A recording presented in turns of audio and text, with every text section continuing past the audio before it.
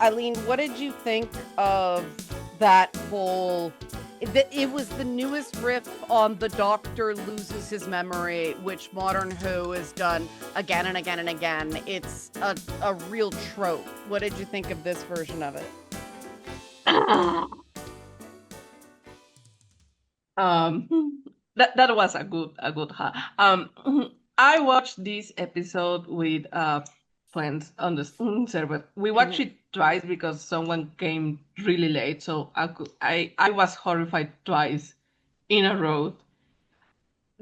You guys know this is my personal hell. Right. It wasn't even a throwback conservative episode. It was like Bobby calls it the theme park of the version of the 50s. Right. And I like it that the episode made clear that this wasn't some long time ago fantasy. This was specifically what Conrad thought traditional times looked like. Reality wasn't like that. It was all on this guy's head. I felt itchy, Mhm. uncomfortable the whole episode. I had this visceral reaction every time the doctor acted traditional masculine head of the household. Every time Belinda passed him a cup, the baby help. That was a cute baby. The baby help. Oh yeah. Poppy. Yeah. Yeah, but to me, this was an excellent episode in a way that it was really terrifying to my core, Mhm. and nothing gory, nothing violent even happens. It's just an existential kind of dread that was masterfully done. Everyone sort of is who they are, but also they are trapped in the worst personal version of what would horrify them if they knew what was happening. And it And was no one except Ruby was conscious of it. yeah. Yeah. Now, it was almost like a penance, I thought, for that 10th Doctor run where he was back as a teacher at a school and Martha was a servant. And I Oh yeah. there was there's a lot of juxtaposition with Martha, Yaz, and Belinda. Which to me speaks to sort of the browning of the British population. But the fact that the doctor back in the day, they almost played for laughs that Martha was forced into servitude. She went from a doctor to just basically being a maid. And it was, ha ha ha, oh, poor girl, stiff up her lip now. I think putting the doctor in there and it being more, you didn't feel horrible for Belinda as much as you felt horrible for him. It felt so like wow. And again, he found something magical to bring out of it. The fact that he's so committed to letting Belinda keep Poppy, that was it was one of those sort of moon logic Doctor Who moments, but it really had a resonance. And I mean, if you know what's been going on in Russell T Davies' personal life, it extra does. The fact that yeah, you do have to sort of give things up and choose to be happy and choose to continue. And to me, it was a nice, and I'm curious what you guys think regarding the plots because it was so kind of character brief thing, big reveal on what was it, oh, Sutek, then big reveal on the Ronnie, then we sort of get to the point of all of it was almost as if Russell T Davies was kind of circling dealing, and then he's like, okay, I got to do it now. I can't put this off anymore. He hid the personal component, but I do think losing his was his husband, wasn't it? They were married. Yeah.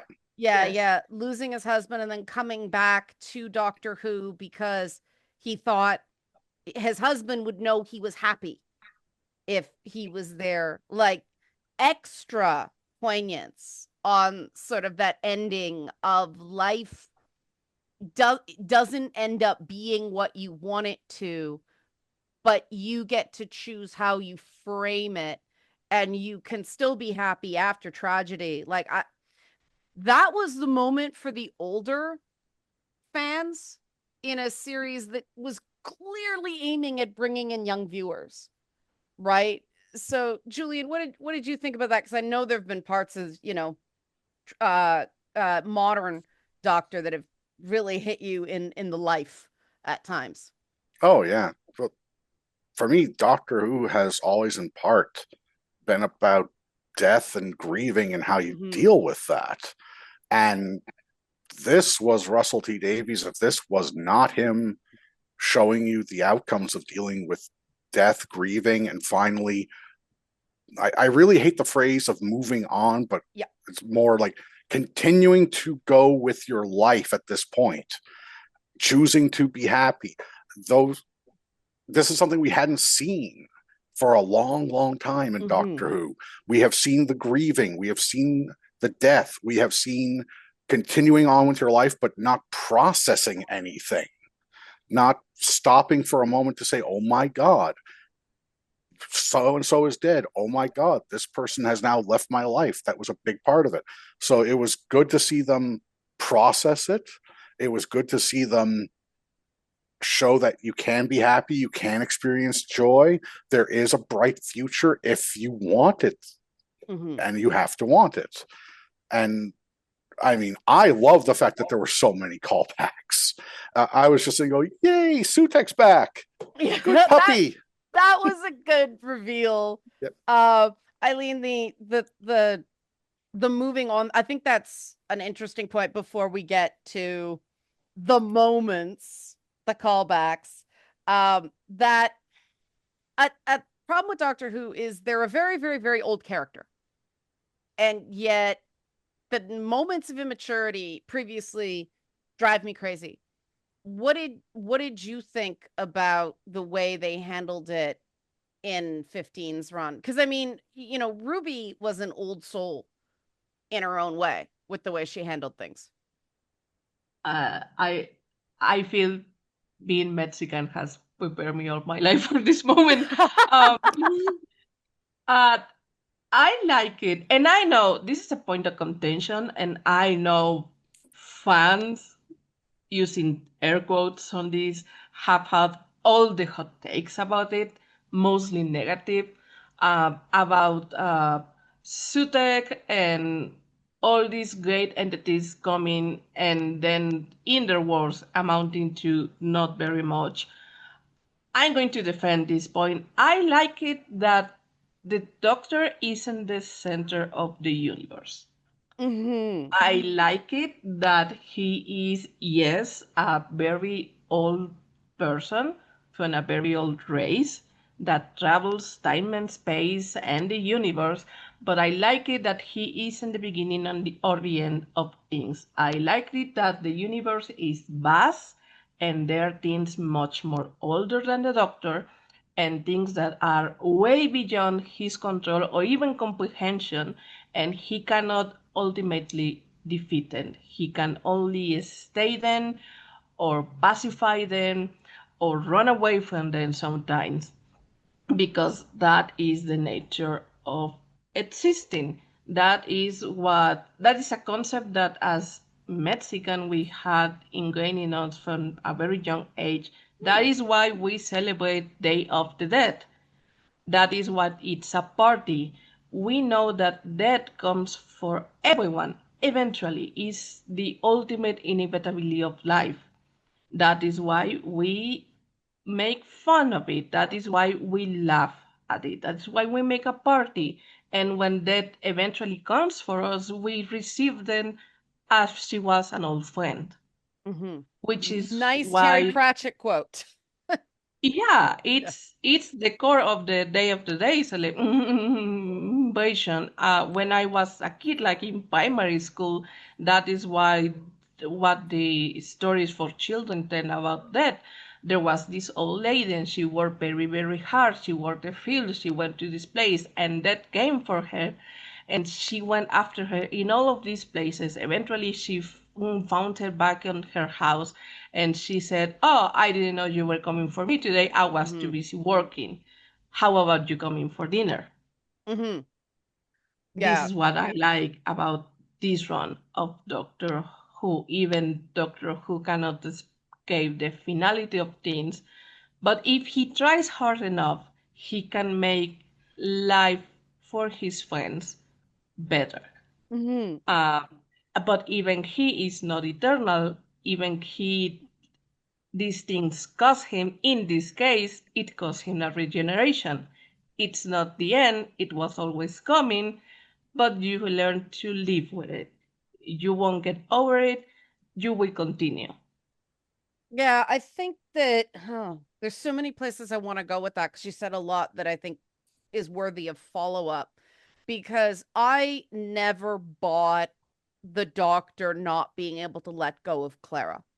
It didn't make sense to me as a character point. Why her? What was so special about her? He's had so many companions over the years.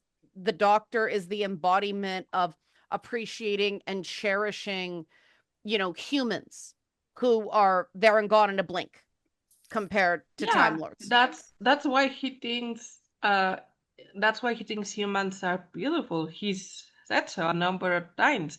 You are beautiful. You are here for a moment, and yet your impact goes on way long after you're gone. That Yeah. is why he likes humans. Yeah, and the fact that he's there, the one Time Lord that hasn't broke bad somehow is, I think, a testament to them being able, it's like the actual Buddhist attachment of love people, cherish them, don't get hooked. And the 12 run was a very Americanizing. It started under 11, but it was Americanizing Doctor Who, a lot more guns, a lot more military, old west scenarios, all that stuff, and then the inability to let go of grudges and obsessions. And it seems that ironically it pushed the modern franchise past a certain event horizon where now there are two camps. The classic people like us who liked the silly, funny, cheap monsters, Doctor doing a real nudge wink to the camera. I mean, trust the Doctor wasn't initially the safest place in the world is by my side. It referred to the fact that the Doctor's gonna rattle off some psychobabble, like pseudoscience gobbledygook. Just go with it, right, Julian? Like that was Oh the original God, meaning of trust the Doctor. exactly. There were things that they said. I'm like, what? To this Yeah, day, I have no idea what they said. And then especially Tom Baker, he would just kind of look at the camera and then start laughing. and those Ah, were the moments where you're like, that's acting. It's almost like children's panto in the and that's really what it is. It was a Saturday, Sunday show mhm. that was all ages, and adults would get it on one level, kids would get it on another level. That's what classic Doctor Who was. That got changed in the modern era, and it's almost like the Disney Russell T Davies partnership in classic Disney fashion, who believes in tradition, believes in preservation, and believes in getting back the old stuff, like right back to Oswald the Rabbit. uh it's almost like they're trying to pull it back into classic Who with, I think, mixed success. So that's my Mm. way of kind of pulling into the callbacks because, oh wow, we caught a ton, and I still So many think callbacks. we missed a bunch. Oh yeah. It is like the Rosetta Stone for everything Doctor Who, and I thought that the way they managed the Ronnie might have been the high watermark of that. Julian, you're the expert. What do you think of, because they didn't go right for unethical scientists. They went right back to she steals kids like a fairy tale figure, and then but like maintaining the soft sci-fi tradition of classic Who. They didn't go for scientists first. They went kind of Baba Yaga first and then went to scientist. What did you think of what they did with the Rani? And then any other callback you want, because I know you were educating the rest of the server on who all these people were. Oh, still have so much more to do too. Yeah. Uh, I honestly love what they were doing with the Ronnie. I mean, even before we got the current incarnation of the Ronnie, we had Mrs. Flood, and that was such a departure for the Ronnie because she had never displayed that kind of acting skill. I mean, she pretended to be a washerwoman, basically, like come to the bathhouse. But even then, it was please come in. Then once you were inside, she's at you. Right. That was the end of the acting. So Mrs. Flood was a huge departure. She not only did she act, but she acted nice to people. You obviously thought she was eccentric, but that right there was just such a big departure because I had no idea who she was. I saw all the rumors that it could be the Ronnie, but I was convinced it wasn't. It was never going to be her because of the legal issue, which we still don't know how they resolved. Apparently, it after a certain amount of time it reverts. Apparently so. So that might be what happened. It reverted, so they got the rights or Disney money. I mean, it could be. But there's an example of Russell T Davies having an idea, committing to it, and not changing it when people guessed it like almost immediately. Exactly. Right. I mean, they kept going with it, and then I do think they did very well. It was strange to see her become a fairy tale monster. That was weird to see her going up and getting the kids. It wasn't weird to see her just disregard the family and have no regard for life. She has always considered humans to be nothing but cattle. Right. Only Time Lords are good. She's from her entire run kidnapped pretty boys to serve as both henchmen and eye candy. Exactly, and that's icon. Except okay. I did think it's interesting that they use bi-generation very well with the Ronnie because she even treats herself like junk. Which is an interest as cheesy as the whole bi-generation thing is, and we can talk about that if you want. I did think, again, my theory of Doctor Who is it's a character study. So the fact that we saw kind of all the Time Lords very exposed in terms of who they are, and the Ronnie treating her previous incarnations like junk was fascinating to me. Eileen, do you want to go first and then we'll jump to Julian on that? Yeah, I love it. I know bi-generation was a hot topic with the fans, again, air quotes. But here's my 2 cents. If bi-generation is this super strange, super rare thing, if it's going to happen to somebody, it's going to happen, one, to the Doctor, because he's been in the weirdest, strangest places in the universe, where even not other Time Lords have gone, and it's going to happen to the Rani, because she is the one who has experimented on absolutely everything, including herself. Of course, it's going to happen. If something weird is going to happen, it's going to happen to the Rani, and the Rani probably caused it because it was to give her some sort of advantage. And of course, she's going to be awful to her kinda current, kinda regenerated incarnation because she has a massive superiority complex. From her point of view, she bi-generated, she is the new Rani, improved version, the other one is trash. It makes perfect sense, 10 out of 10, no notes. That's an interesting take on the fact that she thinks she improves with every regeneration. That's an interesting take on it, because I was surprised that she sort of seemed grossed out when she first did it, Julian. Like, it didn't seem to be deliberate. At first I thought, oh, of course she did it, because anything the Doctor does, the Ronnie has to do better. But that doesn't seem to be what was intended. It seemed to be a surprise to her. So what was your take on the fact that she, hated herself and treated herself like junk, in By Generation. I was a little surprised. It had to go one of two ways because the Ronnie has always had a really, really narrow viewpoint of other species. They're beneath her. Yes. But she's also had the viewpoint of the other Time Lords. While they get some respect, they're also beneath her. So it could have really gone either way. It could have been finally I have my equal myself, which would have made complete and total sense. So the other one was she was going to treat that this person is beneath me. So I'm surprised they went with this person is beneath me, and I'm surprised the Mrs. Flood Ronnie just kind of went along with it. I know she pushed back a little bit, pointing out that you know very well we had Christmas off, and but also saying like you could see me as your daughter. So very clear that the current Ronnie thought this way, but if it had been Mrs. Flood, maybe not.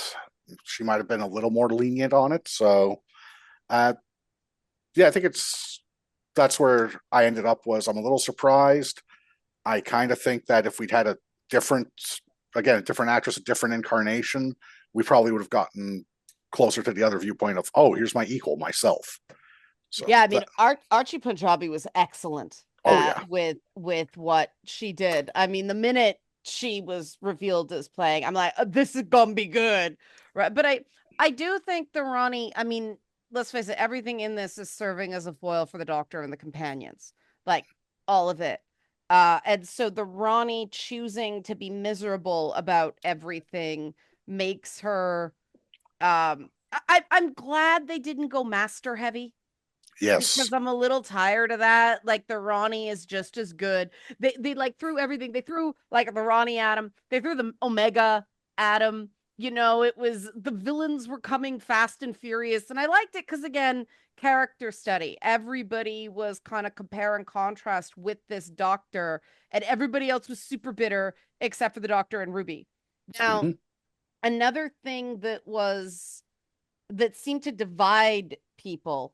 I mean, Doctor Who fandom loves to be divided, but the Omega. I mean, Sutek was the meme king, right? The big memes were Sutek, Polish, and Dugadoo from this run.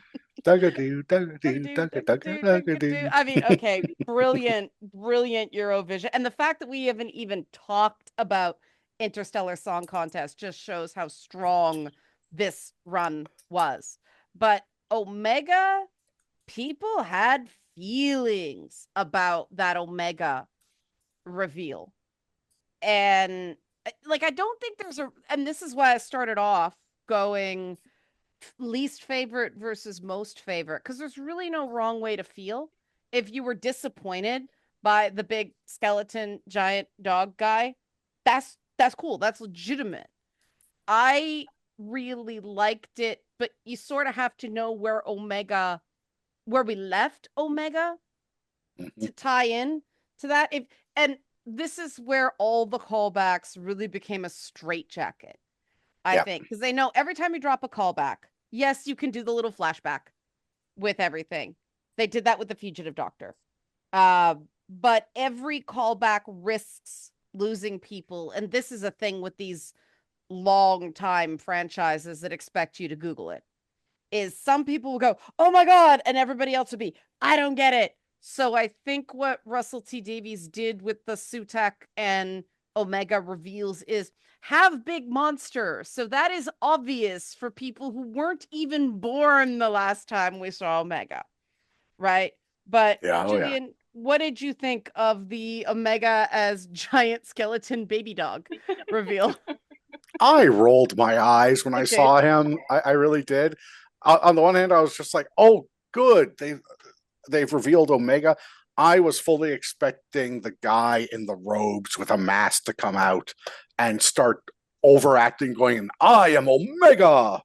And we got giant CGI guy. So, okay, fine. But I rolled my eyes at that, but I thought it was good. It made complete sense why the Ronnie would be after him. Oh yeah, that made complete sense. That was great plotting. That was great, Paul. It makes perfect sense how they explained it. Great. Why he was a giant skeleton that was now a god of time that likes to eat time lords. Sure. Okay. See, I have a theory on that, but let's get to Eileen before I give my theory on Omega's form. Leave people in suspense because that's what Doctor Who loves to do. So many loose ends. Okay. Context is needed. Bless this man. Julian has been my emotional support friend throughout this whole saga because I know every time I don't remember or I don't know something because it came up in Classic Who, I can go and tell him, hello, Julian. What is this? What's this? Please explain it to me. So he very kindly showed us the original Omega appearance and had to sit through the whole episode and during you and me thirsting about the original Omega because he's in a giant cloak and a mask and eventually he removes the mask and there's nothing underneath. But sexy voice, sexy dialogue. I swear, if if you two ever become companions of the Doctor, I just swear that my luck. I'll finally get in the. I'm just going to find the weirdest crap. All right. I mean, every monster, it will be an argument between whether to adopt it as a pet or thirst.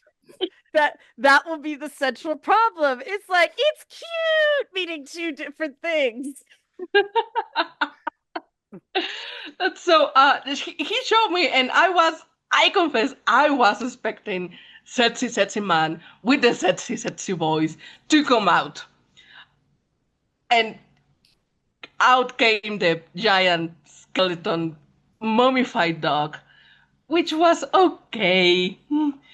Is it a downgrade? Kind of. But I agree with you, and it makes perfect sense. He was banished to a place where he already was nothing. He had no body, so he was existing purely because of his will. So yeah, he of course transformed into a giant monster. Makes perfect sense. I have accepted sillier things in this show.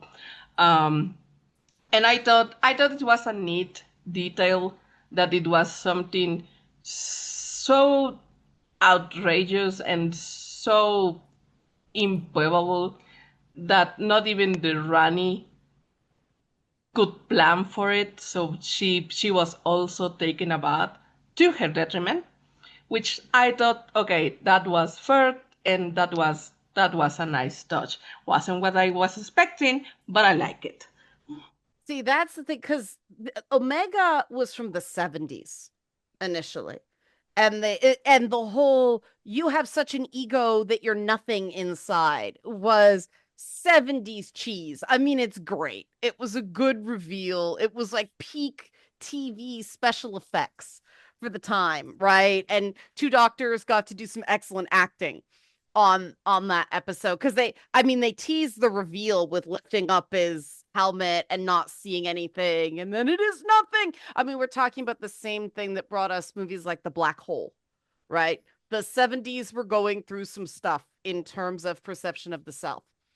And I did like the fact that, okay, they have to go somewhere with that. So to me, there were two options because he was nothing, literally nothing in the Underverse? Is that what they called it? They called it the Underverse this time. Yeah. Sure.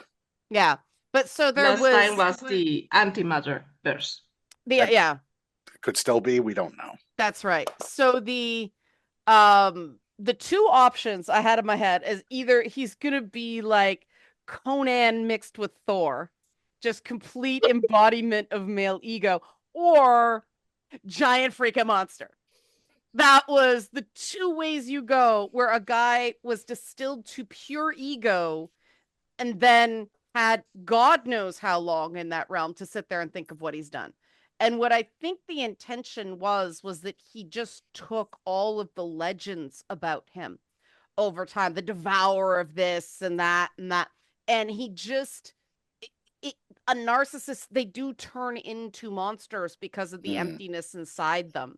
And so, again, they needed a big reveal that was just sort of self-referential for the people who had no idea what was going on, and I'm pretty sure were lost anyway. But yeah, I would have liked to see the old Omega costume somewhere just because I love it. It was so ridiculous. But also, the big monster reveal was such a thing about classic Doctor Who. With what was the name of that tentacle thing with the swamp men, Julian? Oh, the power of Because of the K. yeah, it's not. I think I want to say it's Konos. It's probably going to be Krotos. Something like that. They love K's in Yep. Doctor Who. I don't know what's with the naming convention. Let's see if I Google large tentacle Kroll. monster. Kroll, that's right. Yeah. Took my brain a second. Like that was what I was hoping for, is one just cheesy monster. And the fact that they did almost stop action with it, I was like, all right,